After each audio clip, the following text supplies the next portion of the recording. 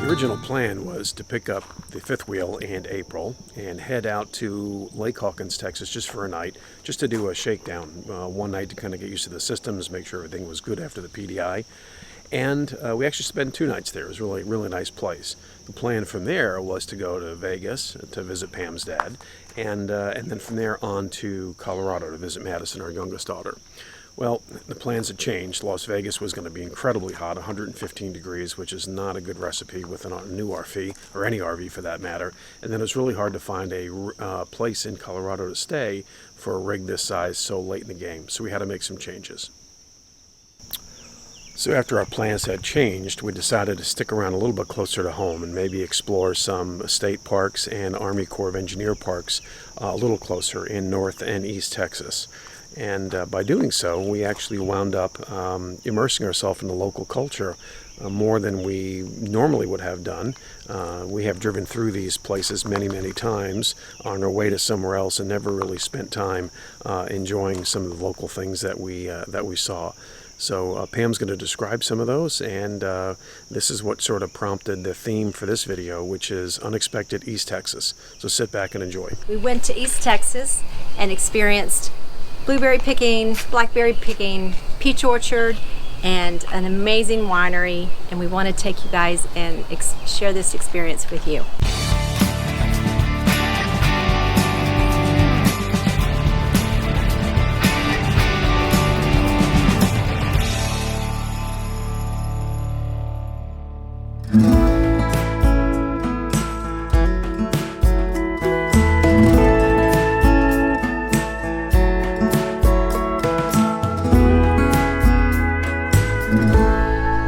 The first video coming from our camp at Lake Hawkins. We've been trying to walk for about 10 or 15 minutes, but we have Pam, Mrs. RoadSmith, who's apparently after 31 years of marriage, she's higher maintenance than I thought she was.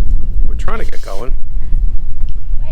Now she's got water. She's trying to figure out the systems that we have here, and it's a hose. And apparently living in a house for the last 35 years she hasn't figured the hose out. You get the hose figured out? Yes. Okay. You got the. We were trying to open up some chocolates that got stuck in the cooler with water, and then we put them in the freezer so the paper froze to it and made for a chocolatey mess. But we're going to walk around the park here, and then we'll show you the RV in just a little bit. And yeah, so we'll do a little talk about our stay, our quick stay. It's really just kind of a shakedown cruise here at Lake Hawkins Park in East Texas. And it looks beautiful. Now we're really impressed. We're going to do one night. We decided to do 2, and because we got here so late, that's pretty much why. Didn't have a chance to really shake out the RV. So we'll be back in a bit. So Lake Hawkins had these cabins right here. Have a bed. That was just a big room. You guys have heard of Peeping Tom. That's Peeping Pam. We're going to introduce everybody to Mika. Miss Mika. Mika. Miss Mika. Oh, she's kind of shy. She's camera shy. So yeah, that's just like a room. Like if sometimes you got to sneak up on her. Is anybody? I see water bottles. Is anybody in there? No. Would you be surprised if you walked in there and somebody had rented it for a honeymoon or something like that? Oh gosh, they wouldn't have the windows open. Mika, come on, girl. Come on, it's time to go in. We got to go inside. We have a slight problem here. The dog is not accustomed or acclimated yet to RV lifestyle. She normally loves to come out of the truck and come into the house, but she's decided she's going to camp out. Now, when I say camp, I mean camp in the truck and not come back out. Mika, come on, let's come back out. Mika, come on, girl. I'll go to the other side and see what happens. Hey, we've switched sides. See if this strategy works any better. Mika, do you want to come inside? Are we going inside? Yes, goodness. She wants to go home. We're at a stalemate. She said the experiment's over. I want to go home. She says, you know, you guys can live in the RV, but I'm going back to the house that you sold, even though it's sold. You're going to live with the new family that bought our house? Aww. Come on, Mika. Let's go inside. Let's get some water. You want to get a treat? Yeah, let's get a treat. That always gets you perked up. But the treats are inside. Come on. Let's go. Okay, let's go. Okay, we'll see if this works. Okay, so apparently asking her or telling her she was going to get a treat didn't work. So Pam's going to get a treat in the RV, and let's see if this will get Mika out of the truck. We'll continue this story as the story evolves. If she doesn't get out of the truck with the treat, I think we'll be selling the RV, and the Roadsmiths will come to an abrupt end. Come on, let's get treat. Come on. Look at that face. Come on, Mika. Oh, come on. There's a. Yeah, come on. Oh, that's. Here, that's I need to pick her up, though. Okay, come on. Come on, girl. Oh, okay. Come on. Mama's got it. Come on. I'll pick you up. Come on. Good girl. Good girl. The whole steps getting out of the Super Duty has been kind of hard. All right. Okay, there you go. All right. We think we'll get her inside. So we're rolling into Pittsburgh, Texas.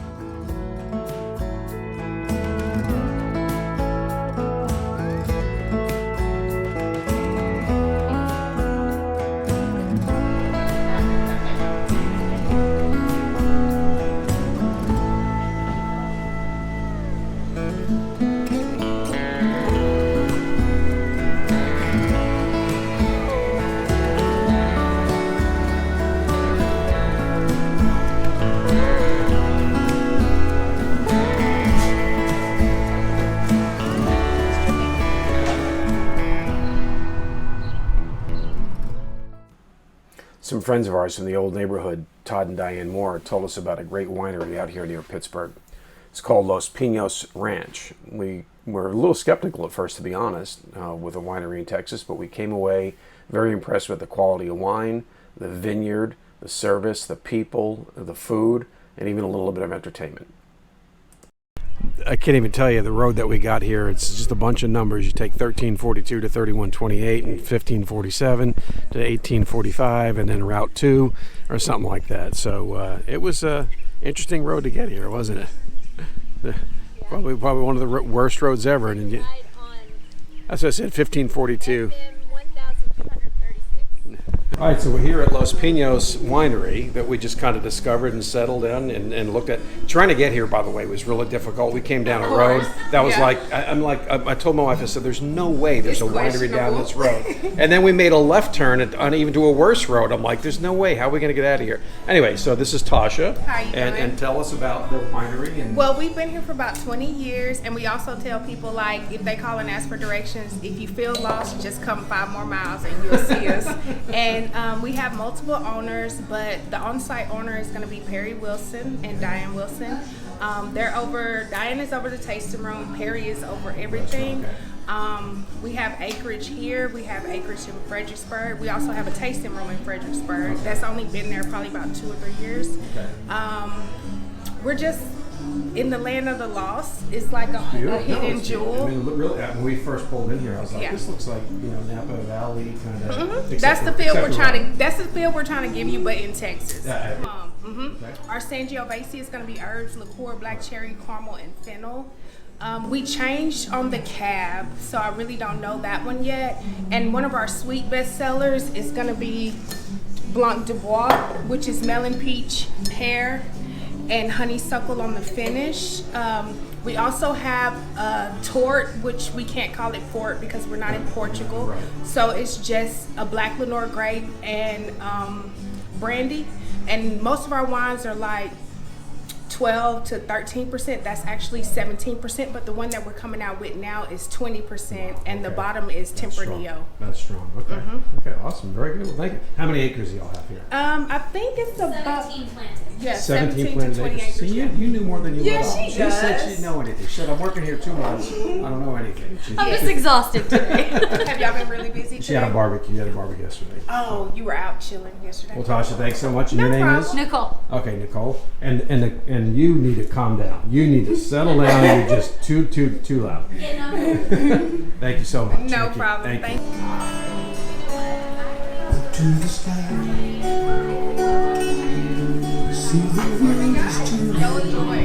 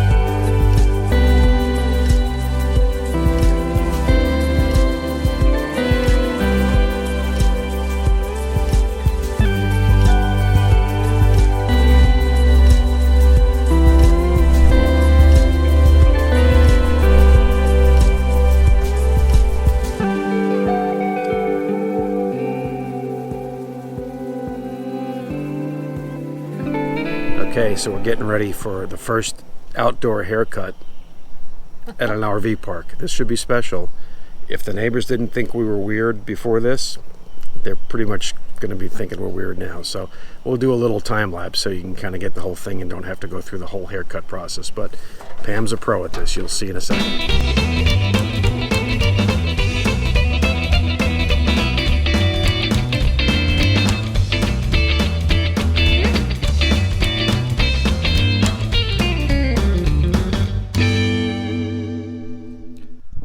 And that's the finished product. That's how we do it. Now this is what we do. It's a cleanup on aisle 5.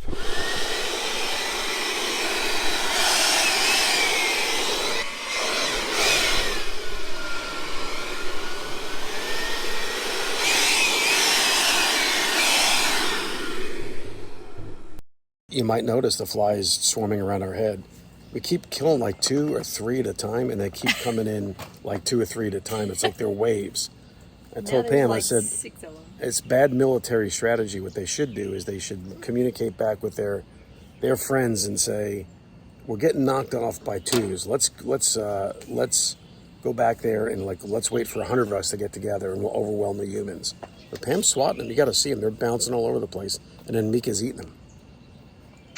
Oh, look at that. That's proof point. Dead fly. And Mika's not going to get that one. She got hockey pucked out. So, anyway, so we're not getting eaten alive, but we've gotten about 30 or 40 flies so far. There's another one. They come in with my telescoping fly swatter. Really, they come. Like I said, we kill 2 more show up. We kill 2 more show up, and Pam's just going crazy with the fly swatter. We'll give you the final tally when we're done. Kill count.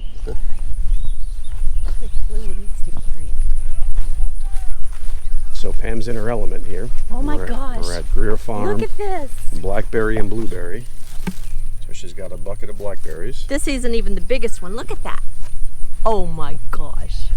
This is So now we're going to go to the blueberry part. I didn't see a lot of blueberries. I guess maybe they're a little harder to find. They're probably, my guess is these are overpicked. Yeah, probably got to go far. You have to pick around the unripe ones,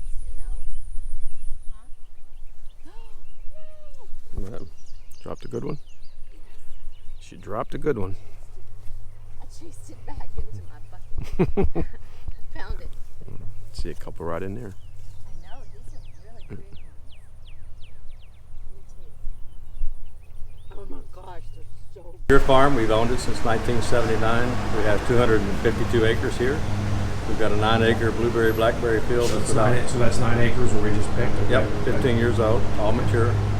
There's 5 varieties of blueberries, and there's about 2 varieties of blackberries. Okay. Osage is the main one.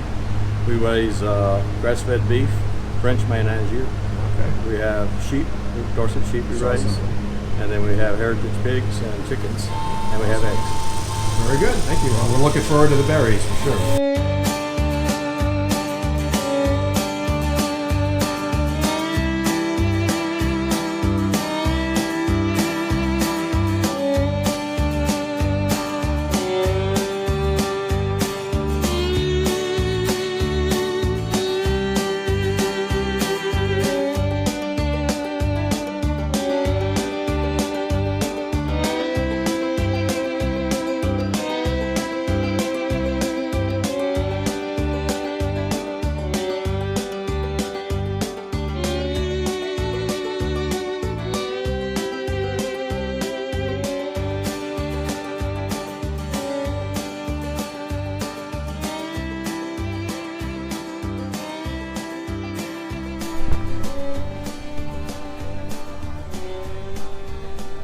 This place is just so cool. They've got all this old vinyl, old stereos, old speakers. I'll show you what I got for myself here in a little bit. But the old TIAC, I had an Ampex as a kid, reel to reel. It's very cool.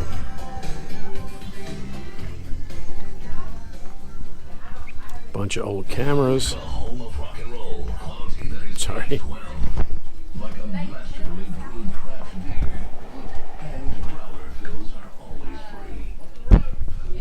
And this is the upstairs. Just amazing stuff everywhere.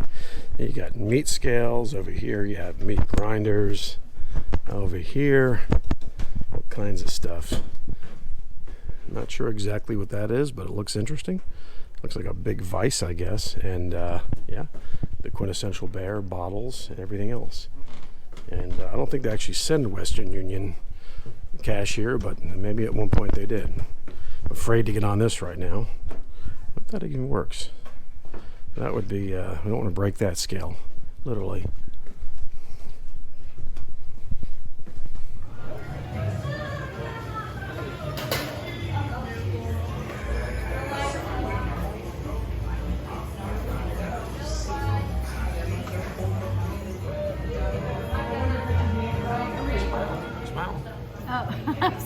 I failed to bring my glasses.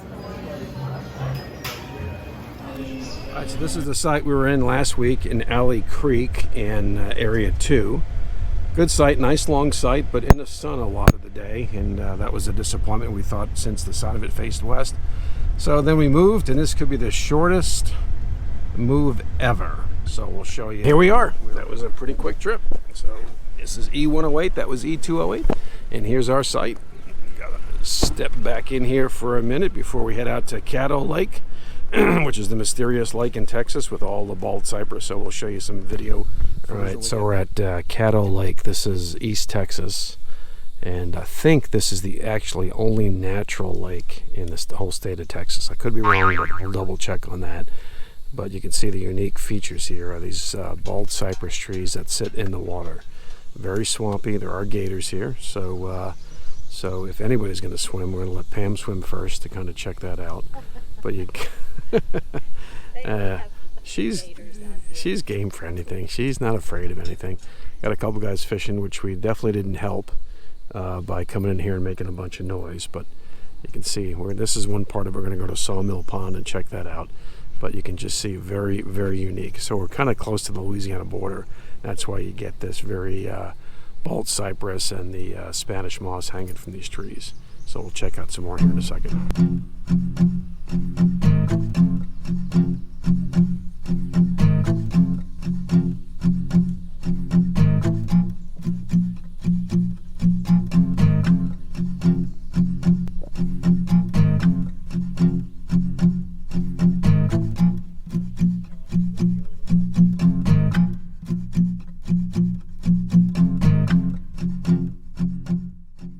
Next time on The Roadsmiths.